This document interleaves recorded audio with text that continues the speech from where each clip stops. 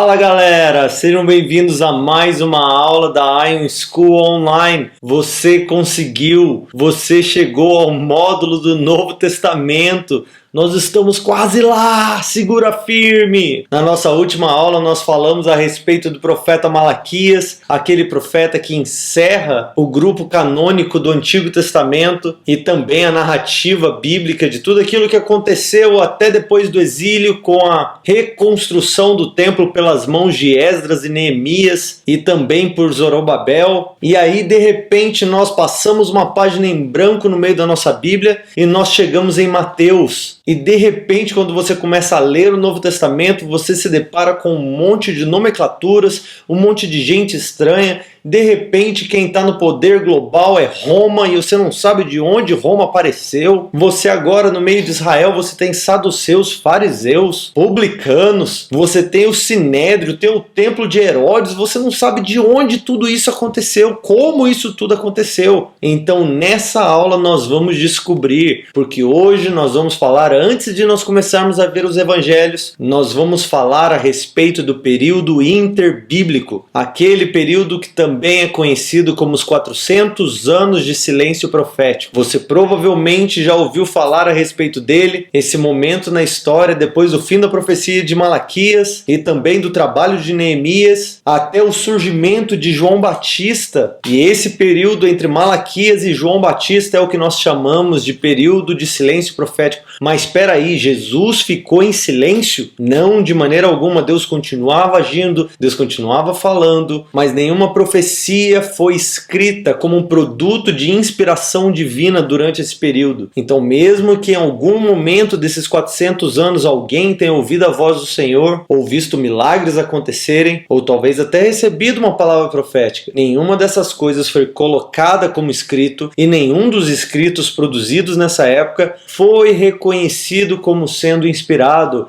ou como carregando a autoridade divina. E por isso que de Malaquias até João Batista nós consideramos como um momento de silêncio profético. E é a respeito desses 400 anos que nós vamos conversar hoje. O meu intuito com essa aula é fazer um grande resumo histórico, citando o máximo de detalhe histórico possível, mas sem me apegar muito naqueles detalhes que não vão fazer muita diferença para a nossa leitura do Novo Testamento. Mas eu vou fazer o meu melhor para que essa aula seja muito interessante, cheia de conteúdo e cheio de assuntos que talvez você nunca tenha ouvido antes. Então corre, pega o seu caderno, abre o seu bloco de notas, pega a sua caneta ou comece a digitar, porque essa aula estará cheia de detalhes para serem anotados. Aproveita, utiliza dos slides que estão disponíveis para você, utilize qualquer outro material de apoio que você tenha recebido para acompanhar suas aulas, porque aquilo que nós vamos falar aqui vai ser de extrema importância para você compreender melhor o contexto histórico, o contexto político, o contexto religioso e o contexto cultural dos homens que viveram ao redor de Jesus, das falas de Jesus, do pensamento dos discípulos e do povo ao redor de Jesus, tanto na Judéia, quanto na Samaria, quanto na Galileia, quanto no Império Romano. O que é que estava acontecendo é importantíssimo para que você tenha uma visão correta quando você estiver lendo o Novo Testamento. Então vamos começar essa aula, porque até eu estou ansioso. Então tudo começou lá em 936 a.C., quase 1000 anos antes de Cristo, debaixo do reinado de Roboão, filho de Salomão, quando o reino de Israel foi dividido. Ele foi dividido entre reino do norte e reino do sul. O reino do norte sendo chamado de Israel, tendo a sua capital lá em Samaria, eles acabam sendo invadidos e destruídos pela Assíria e levados para o cativeiro em 722 ou 721 a.C. E quem era o rei de Israel nessa época era o rei Oséias. Agora, a maneira que a Assíria fazia com aqueles povos que eles venciam era bem bem interessante, porque eles pegavam esses povos, levavam para o exílio, colocavam eles em alguma nação, em alguma região, com povos que talvez nem falavam a mesma língua, e traziam desses outros povos para essas outras regiões, fazendo assim uma grande mistura de cultura, uma grande mistura de línguas, dificultando que eles conversassem uns com os outros, fizessem comércio, compra e venda, sem contar que isso acabava impedindo que esses outros povos se juntassem para a guerra, já que ninguém conhecia ou entendia nada que o outro estava falando. E é nesse contexto que lá em 2 Reis 17:24 vai contar o seguinte: o rei da Síria trouxe gente da Babilônia, Cutá, Ava, Amate, Sepharvaim, e fez todos esses povos habitarem na região de Samaria, ao invés dos habitantes israelitas. E eles pegaram esses samaritanos e levaram eles para essas outras nações, essas outras cidades. E foi dessa forma que as 10 tribos de Israel que habitavam o reino do norte acabaram se perdendo por meio desse exílio,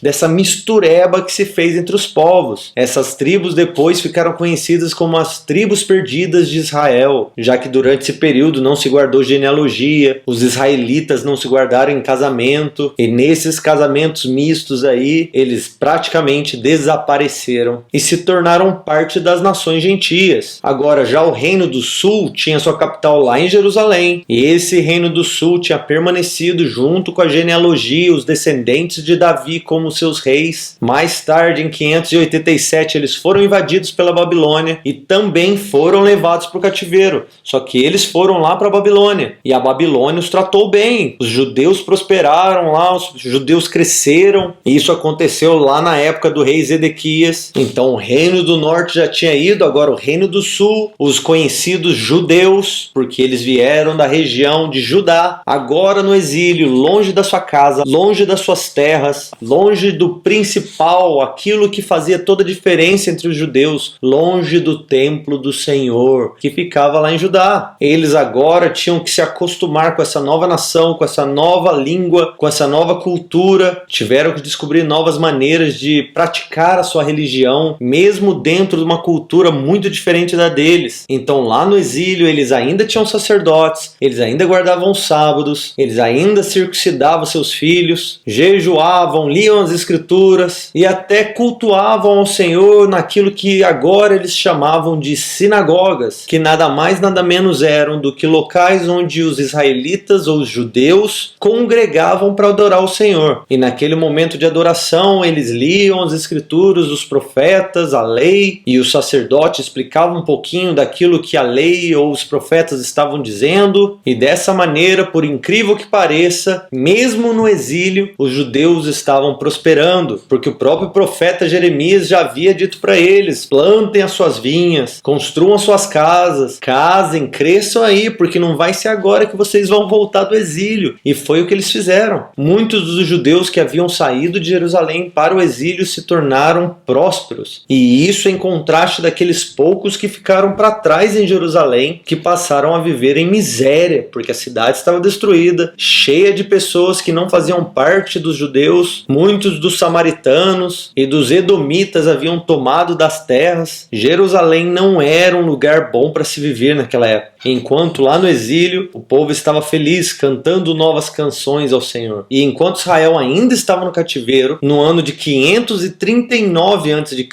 foi que o Império Medo-Persa invadiu a Babilônia, matou Belsazar, filho de Nabonido, sobrinho de Evil-Merodach e também neto de Nabucodonosor. E nessa época que o Império Medo-Persa invadiu a Babilônia e venceu o exército babilônio, quem comandava as gigantescas tropas persas era Ciro o Grande. Então Dario, o Medo, lá de Daniel 5 e 6, que reinava sobre aquela região, ele provavelmente era um governador regional, debaixo de Ciro. E foi esse mesmo Ciro o Grande que proclamou o decreto em 535 a.C., que daria permissão para os judeus voltarem do exílio para Jerusalém para construir reconstruir a cidade, na verdade, reconstruir o seu templo, repovoar aquela região. E foi nessa época que Zacarias, Ageu, o sumo sacerdote Jesua e o novo líder político da linhagem de Davi, Zorobabel, foi nessa época que eles voltaram para Jerusalém também. E quando eles finalmente reconstruíram o templo depois de muita dificuldade, foi que os 70 anos de exílio finalizaram profeticamente. E aí esse mesmo reino conhecido como Medo-Persa, mais tarde se tornou conhecido como Império Aquemênida, e que basicamente foi o primeiro império iraniano. E eles fizeram um ótimo trabalho expandindo o seu governo, expandindo o seu domínio, de forma que por volta de 500 a.C.,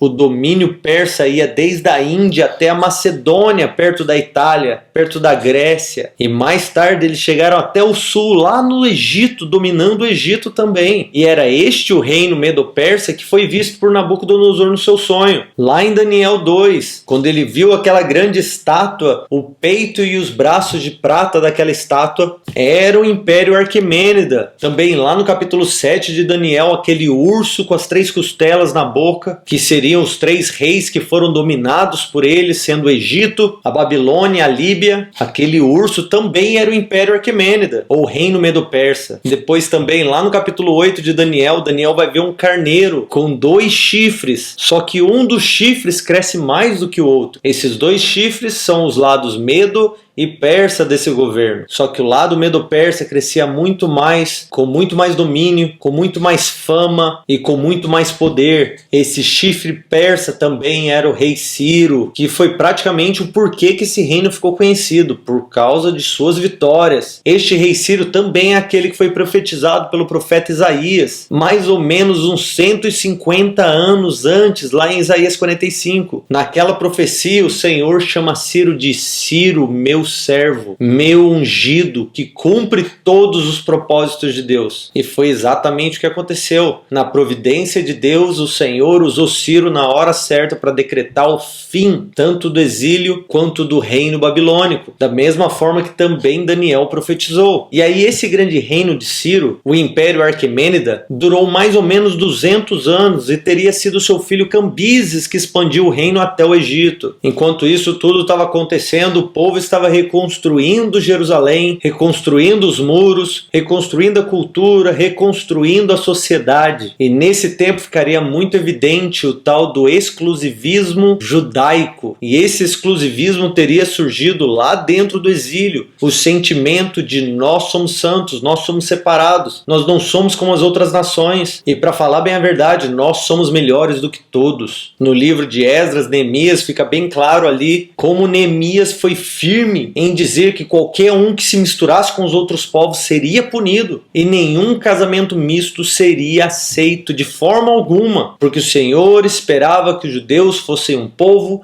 santo. Mas eu não sei se você se lembra, quando o povo retornou do exílio, haviam certos homens que estavam impedindo o avanço, impedindo a reconstrução da cidade, e no meio deles tinha um cara chamado Sambalate. Esse cara que era sátrapa de Samaria, um tipo de líder regional ou governador que respondia diretamente ao presidente lá da Pérsia, alguém como Daniel era lá em Suzã. Então esse cara, Sambalate, tinha uma filha, e segundo Flávio Joséfos, a filha desse cara, Sambalate, que não era judeu, se casou com Manassés, que era irmão do sumo sacerdote de Jerusalém, provavelmente sumo sacerdote Jesua. Mas como se pode imaginar, as autoridades eclesiásticas, o sacerdócio, não aceitou aquele casamento de jeito nenhum, ordenou que eles se divorciassem, que eles se separassem, que acabasse com aquele casamento. Manassés foi então conversar com seu cunhado Sambalate, dizendo que ele ia deixar para lá esse casamento, que não ia rolar, porque afinal das contas, se o sumo sacerdote morresse, ele era o próximo da linhagem, então ele provavelmente se tornaria sumo sacerdote em Israel também. Sambalate, vendo aquela situação toda, falou para ele: não esquenta não, cunhado. Vamos fazer o seguinte, você fica com a minha irmã, nós vamos embora para Samaria e nós vamos construir um templo lindo lá em Samaria, um templo top das galáxias. E lá naquele templo,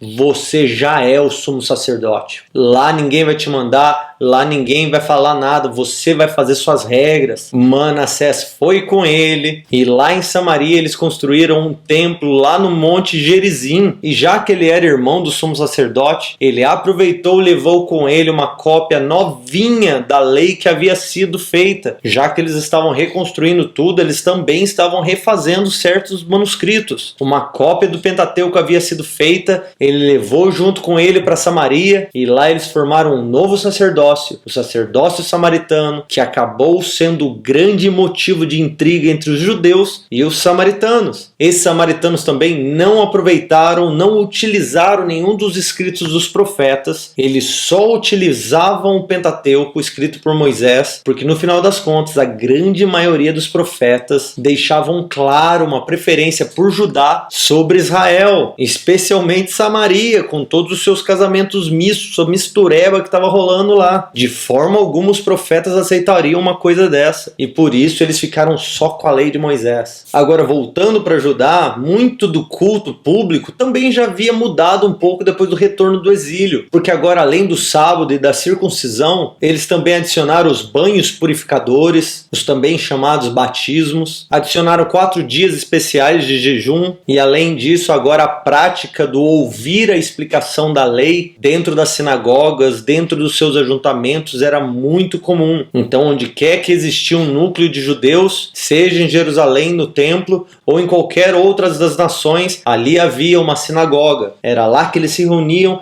era lá que eles ouviam a explicação da lei, era lá que eles adoravam juntos ao Senhor. E se você voltar lá para o livro de Esdras, você vai descobrir que é exatamente o que acontecia com o povo naquela época. Porque lá no exílio, uma coisa muito importante que havia acontecido, o povo judeu perdeu a sua língua mãe. Eles começaram a abandonar o hebraico e começaram a falar o aramaico, que era a língua mais utilizada pelo povo naquela época. O hebraico então estava sendo apenas carregado pelos sacerdotes, que eram aqueles que lidavam com os escritos hebraicos. Mas o povo comum, os mais novos que nasceram no exílio, eles não aprenderam hebraico. Eles já não sabiam direito o que significavam as palavras. Então, depois da reconstrução de Jerusalém, nós vemos que é necessário que os sacerdotes leiam e traduzam a lei para o povo, explicando para o povo o que é que esses escritos em hebraico significam. E é assim que também acontece dentro das sinagogas. Eles começaram a ler os escritos sagrados para o povo, explicando o que eles significavam. Por causa do abandono da língua hebraica, até hoje não se sabe a pronúncia de muitas das palavras do Antigo Testamento, porque daquele momento em diante o aramaico teria se tornado a língua oficial do povo de Deus. Até mesmo na virada do século, Jesus e os seus discípulos também falavam aramaico. Eles não conversavam entre si em hebraico porque eles são judeus. O hebraico não era uma língua comum. É possível que Jesus lia a lei em hebraico? É possível que Jesus lia outros escritos em hebraico e falava em hebraico? Com certeza, mas na vida comum o hebraico havia sido perdido já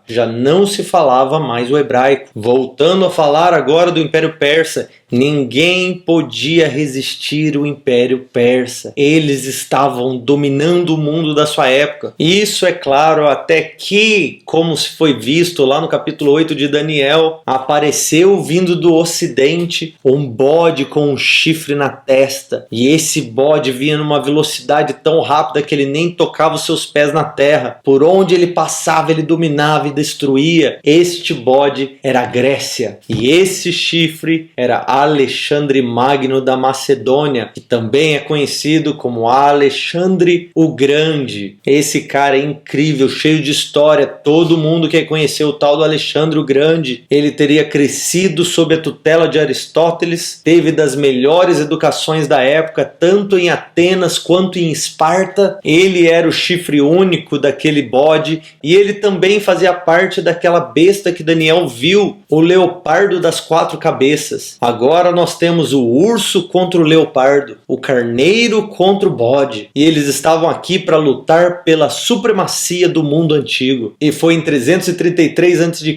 que Alexandre o Grande enfrentou Dario III, que não foi páreo para o grande exército de Alexandre o Grande. Então Dario III recuou no meio dessa guerra. Alexandre voltou e avançou, conquistando toda a Ásia Menor, conquistou também todo o Oriente, inclusive Samaria, inclusive Judá, chegando até lá embaixo, conquistando o Egito. Depois de ter feito isso, Alexandre o Grande enfrentou novamente Dario III lá na Batalha de Gaugamela, e finalmente a Grécia venceu a Pérsia. E isso aconteceu em 331 a.C. E agora, com 30 anos de idade, novinho ainda, Alexandre o Grande teria estabelecido um império sem precedentes em toda a história. Até aquele momento, ninguém havia conquistado, dominado tanto território em todo mundo. Alexandre o Grande era também Alexandre o Cara, e que mesmo sendo cara, ele não era Deus, e por isso, mesmo tendo todo esse poder, tendo todas essas conquistas, ele acabou não vivendo para ver o fruto do seu sucesso, e Alexandre o Grande acabou morrendo com 33 anos, e então no ano de 323, tendo reinado por apenas 13, 14 anos, Alexandre morreu, mas a sua época ficou conhecido como o século de Alexandre, tal efeito que ele teve sobre aquela época, porque Alexandre era um cara à frente do seu tempo, tanto nas batalhas quanto na cultura. O seu desejo pela expansão da cultura grega por todo o mundo não morreu com a sua morte, continuou avançando pelos anos seguintes em níveis que provavelmente ele não tinha ideia que atingiriam. O efeito que as ideias e a filosofia de Alexandre teria em todo o mundo da época não poderiam ser sonhados naquela época, mas aconteceu que, assim como na visão do bode do carneiro, o grande chifre do bode também foi quebrado, e em seu lugar cresceram 4 chifres, porque o seu reino havia sido entregue para os 4 ventos da terra. E isso, de maneira literal, significa que o reino de Alexandre o Grande havia sido passado e dividido agora para os seus 4 generais. O general Cassandro ficou com a Macedônia e a Grécia, o general Lisímaco ficou com a Trácia, indo até metade da Turquia e toda a Ásia Menor. Seleuco ficou com todos os territórios da Mesopotâmia e os territórios do Império Persa, e o general Ptolomeu ficou mais com o sul, indo desde o Egito até as regiões da Arábia. Então, olhando pelo mapa, esses 2 territórios principais dos governantes seleucidas vindo do norte e o domínio ptolomaico vindo do sul do Egito, eles se encontravam exatamente sobre o território de Jerusalém, sobre o território de Israel. E durante séculos, esses 2 domínios, esses 2 governos lutavam entre si pela região da Palestina. Então não é de hoje que aquela região da Palestina está sendo batalhada por. Todos querem aquela região por algum motivo. E o que aconteceu naquela época foi que o domínio ptolomaico acabou sendo aquele que tomou cuidado daquela região, ou governo daquela região, até o ano de 200 a.C. E teria sido nessa época, então, durante o domínio ptolomaico, que aquela famosa tradução da Bíblia chamada Septuaginta teria acontecido, porque lá no esplendor ptolomaico, lá em Alexandria, uma cidade construída em honras a Alexandre, que seria o maior dos modelos helenistas de todo mundo daquela época, na sua grande biblioteca havia-se uma necessidade. Nós não temos uma cópia no grego de nenhum dos escritos dos judeus, já que alguns historiadores vão dizer que lá em Alexandria, naquela época, havia por volta de 1 milhão de judeus que moravam por lá. Mas claro que todos eles, grandes participantes da helenização, a favor da modernização, do liberalismo, eles não estavam muito chegados à lei do Senhor, nem à santidade, nem nada disso não. Mas era importante para eles, porque fazia parte da cultura deles. Eles queriam viver entre esses 2 mundos de qualquer forma. Então foi nessa época que chegou o pedido até Israel, até Judá, que eles enviassem os sábios, que eles enviassem os anciãos, os melhores dos tradutores, para fazer essa cópia, essa tradução dos escritos da lei, traduzindo eles do hebraico para o grego, que teria acontecido pela mão de 72, 74 anciãos, que ficou conhecido aí como a versão dos 70, e por isso Septuaginta. Agora voltando àquela batalha entre o norte e o sul, entre os seleucidas e os ptolomaicos, em 200 a.C., Antíoco III teria vencido a guerra contra o general Ptolomaico e acabou conquistando ou herdando a Palestina nessa época. Como agora o novo líder, o novo governo dominador sobre a Palestina, Antíoco III teria dado certos privilégios para os judeus, dando a eles liberdade de culto, cultuem como vocês quiserem, mantenham as suas leis religiosas, o seu sacerdócio, nada disso vai ser modificado. Ele até permitiu que os judeus coletassem impostos e esses impostos seriam destinados para o Templo de Jerusalém, mas acabou que depois de ser derrotado por Roma, Antíoco III foi assassinado lá em Suzã em 187 a.C. E Antíoco III foi sucedido pelo seu filho Seleuco IV Filopator. E com esse nome todo estranho, ele nem deixou muita história, então você nem precisa decorar o nome dele. Ele também acabou sendo assassinado lá em 175 a.C.